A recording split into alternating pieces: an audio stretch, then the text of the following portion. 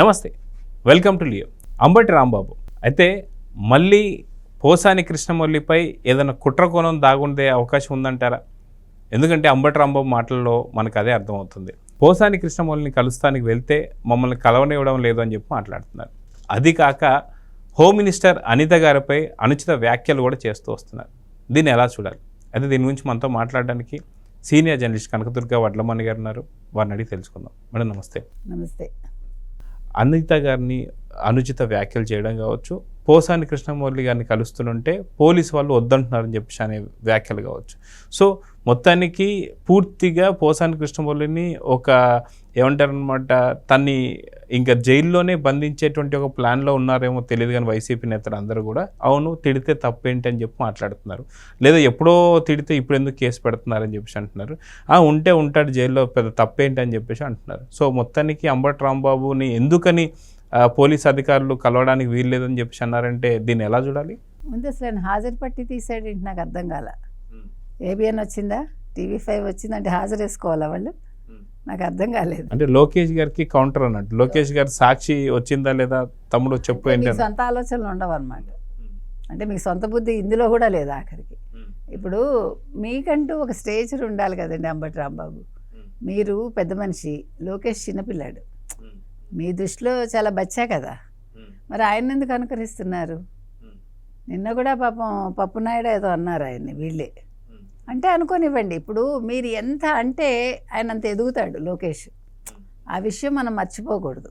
మీరు ఎంత అంటే ఆయన అంత కసిగా అంత ఎదుగుతాడు, నెక్స్ట్ సీఎం అవుతాడు ఆయన. అప్పుడు కూడా మళ్ళీ అప్పుడు మీరు ఇలాగే వాగుతారు, అది వేరే. అప్పుడు మీరు మరి జైల్లో ఉంటారో బయట ఉంటారో మనకు తెలియదు. సరే ఏదేమైనా ఇవాళ అనిత గారి విషయానికి వచ్చేసరికి అనిత గారిని ఆయన ఇవాళ వెక్కిరిచ్చాడు. ఇక్కడ రెండు విషయాలు, ఒకటి మహిళ, రెండు దళిత మహిళ. అంటే మీరు అడగచ్చు నన్ను, ఏమండి వాళ్ళు ఎవరైనా అరెస్ట్ అయినప్పుడు దళితులు అని చెప్తే క్యాస్ట్ తీయద్దు అంటారు కదా అని. కానీ ఇక్కడ తీయచ్చు, ఎందుకంటే ఒక దళిత మహిళకి ఒక హోమ్ మినిస్టర్గా ఒక మంచి శాఖ ఇవ్వడం అనేది ఇక్కడ మనం చెప్పుకుంటున్నాం. సో ఇక్కడ క్యాస్ట్ మాట్లాడడం తప్పులేదు, ఎందుకంటే ఆవిడ ఆ స్థాయికి వచ్చారు కాబట్టి మనం ఓకే, ఇలాంటి ఎస్సీ నుంచి వచ్చినా కూడా ఆవిడ ఇంత ఉన్నత స్థాయికి రాగలిగారు స్వయం కృషితోటి అని మనం చెప్తున్నాం, అంతవరకే.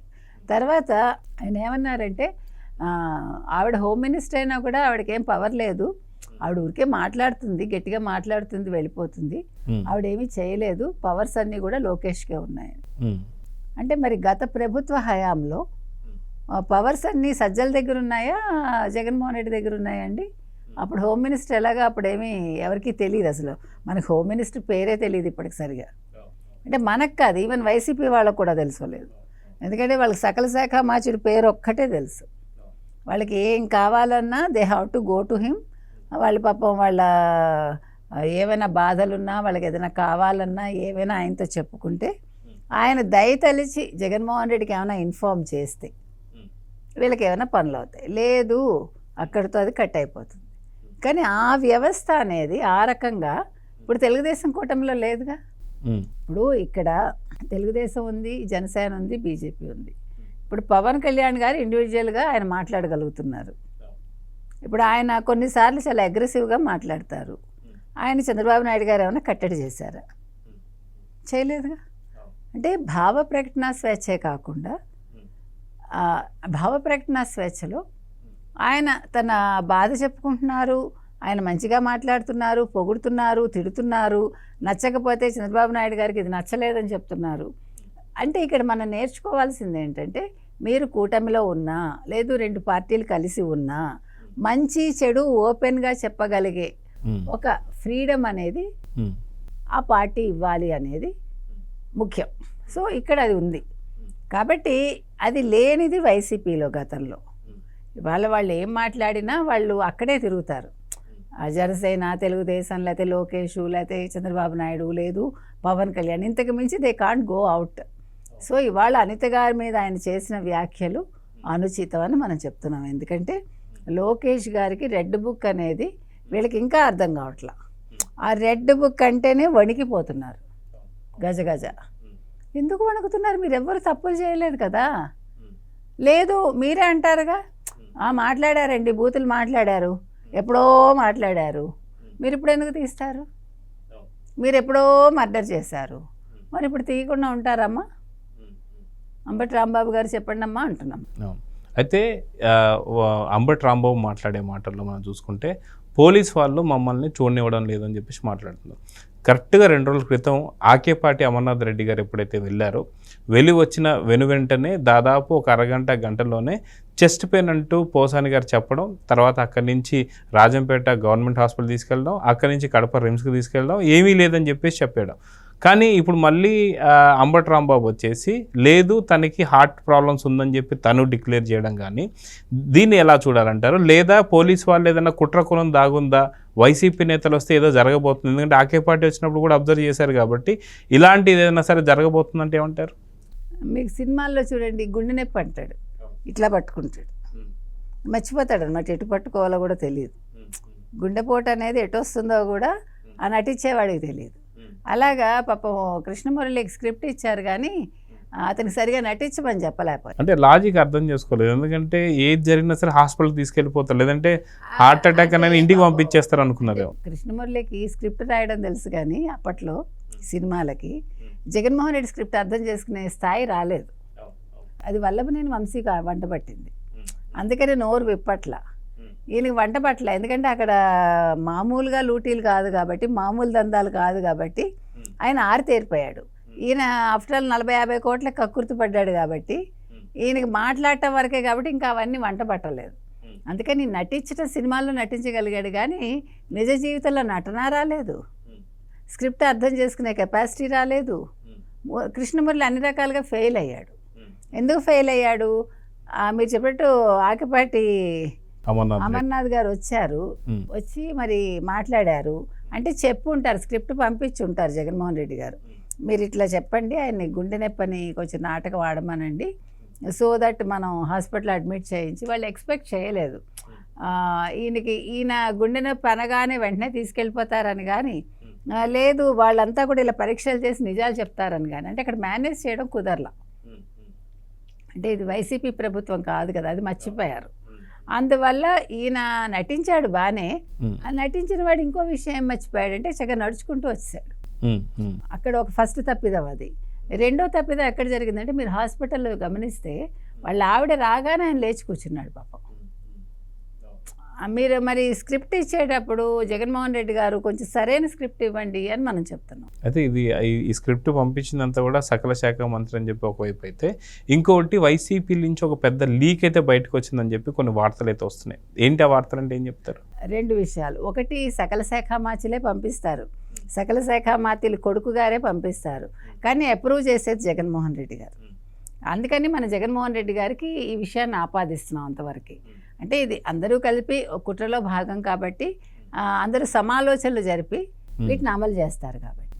సో ఆ రకంగా కృష్ణమురళి ఫెయిల్ అయ్యాడు. ఇప్పుడు కృష్ణమురళి ఇక్కడ ఇంకొక మంచి పాయింట్ ఇప్పుడు చెప్పాలి. ఇప్పుడు కృష్ణమురళి ఎందుకు కలవాలనుకుంటున్నాడు అంబటి రాంబాబు?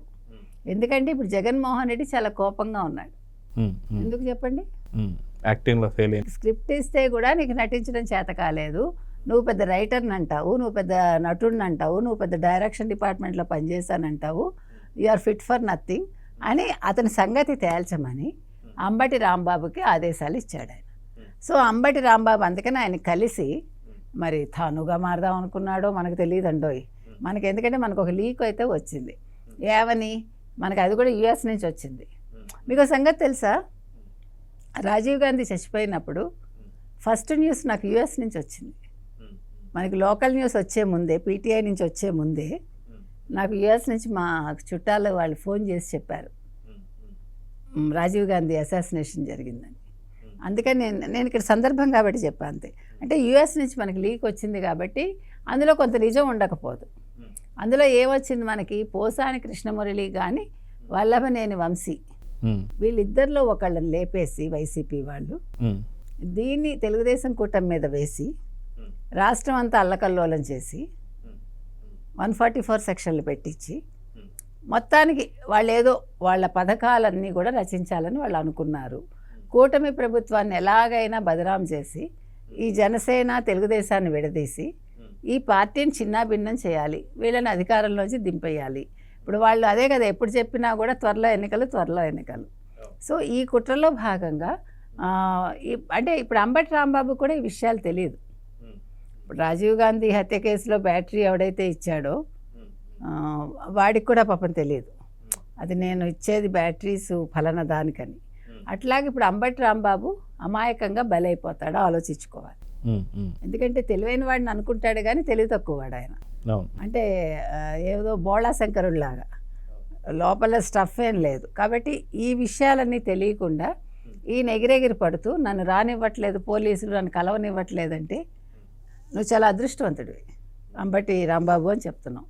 ఎందుకంటే నువ్వు కలిసావనుకో ఆ కుట్రలో నువ్వు బలైపోతావు, నువ్వు భాగం అయిపోతావు. ముందు నువ్వు భాగం అవడం వల్ల అక్కడ కృష్ణమురళి బలైపోతాడు. అది మొత్తం నీ పీక్కి చుట్టుకుంటుంది. కాబట్టి నీకు పరోక్షంగా పోలీసులు చాలా మంచి చేస్తున్నారు. కాబట్టి నువ్వు తర్వాత దీనికి ఆనందపడి నువ్వు వైసీపీని వదిలి వెళ్ళిపోయినా కూడా ఆశ్చర్యపోకర్లా.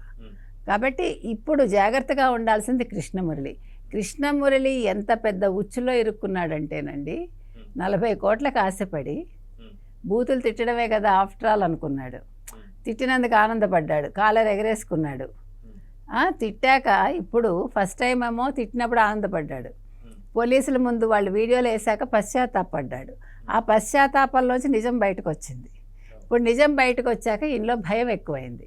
ఎందుకంటే నా ప్రాణాలకు ముప్పు, నేను ఇలా నిజం చెప్పాను, సజ్జల పేరు చెప్పాను, సజ్జల కొడుకు పేరు చెప్పాను, రేపొద్దున జగన్మోహన్ రెడ్డి పేరు చెప్తే నేను ఉంటానా ఉండనా. ఇప్పుడు ఆ భయంతో ఆయనకి ముందు జ్వరం వస్తుంది, రోగాలు ఏమీ లేవు ఆయనకి. ఇవాళ అంబటి రాంబాబు చెప్పాడు కదా ఆయనకి ఆల్రెడీ హార్ట్ ఇష్యూ ఉంది అని. ఎక్కడుంది ఇష్యూ? నువ్వే ఇష్యూ చేస్తున్నావు. ఆయన హార్ట్ ఇష్యూ లేదని వాళ్ళు క్లియర్గా చెప్పారు, రిమ్స్ వాళ్ళ ఎవరో కడపలో. కాబట్టి లేని రోగాలు అంటగట్టి నువ్వు లేని చిక్కులు కొని తెచ్చుకోకు అంబటి రాంబాబు అని చెప్తున్నాం మనం. నువ్వు చాలా అదృష్టవంతుడు, ఇవాళ నువ్వు ఎవడి మొహం చూసి లేచావో కానీ నీకు పర్మిషన్ దొరకట్లేదు. అయినా ఎన్ని ములాఖాతులు ఉంటాయండి, ఎన్నిసార్లు చూస్తారు మీరు?